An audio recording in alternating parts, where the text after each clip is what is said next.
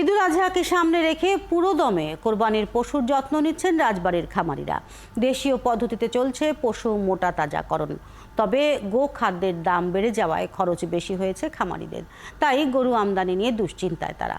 প্রাণী সম্পদ কর্মকর্তা বলছেন, পশুর সুস্থতা রক্ষায় নিয়মিত খোঁজ খবর রাখছেন, দিচ্ছেন নানান ধরনের পরামর্শ।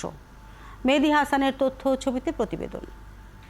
নগদে 500 টাকা বা তার বেশি পেমেন্টে পেতে পারেন ঢাকায় জমিসহ 20 কোটি টাকার পুরস্কার। সামনেই কোরবানির ঈদ। ঈদকে সামনে রেখে রাজবাড়ির খামারগুলোতে কোরবানির পশু প্রস্তুতে ব্যস্ত ছোট বড় অন্তত 8,000 খামারি ও কৃষক। জেলার 5 উপজেলার প্রতিটি খামারেই পশুর বাড়তি যত্ন নিচ্ছেন খামারিরা। খামারের শ্রমিকরা বলছেন, দেশীয় পদ্ধতিতে লালন পালন করা পশুর চাহিদা বেশি, তাই কোনো রকম মোটা তাজাকরণ ইনজেকশন না দিয়ে খাওয়ানো হয়েছে ঘাস, খড়, ভুট্টা, ধান ও ছোলা। খাবো কখন? খাওয়ার টাইমে, সামনে কুরবানি মৌসুম, সবসময় গরুর দিকে লক্ষ্য রাখা হয়, গরুর দিকে যত্ন রাখা হয়। ষাঁড়গুলোরে শুধু গোসল করায় আপনার বসি দিয়ে খাবার শেষ, এখন গরু ঘুমাচ্ছিল সব। এখানে প্রাকৃতিকভাবে গরুর খাবার খাওয়ানো হয়, কাঁচা ঘাস, তারপরে খড়। খামারিরা জানান, এবছর খড়, ভুট্টা, ছোলা ও শ্রমিকের মজুরি বেশি হওয়ায় গরুর যত্নে খরচ হয়েছে বেশি। এই অবস্থায় পাশের দেশ থেকে চোরাচালান হয়ে গরু এলে লোকসানে পড়বেন তারা।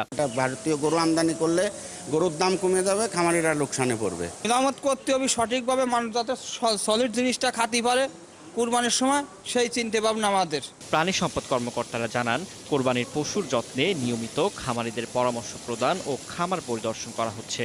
জেলায় পশুর চাহিদা মিটিয়ে পাঠানো হবে ঢাকা, চট্টগ্রাম সহ বিভিন্ন জেলায়।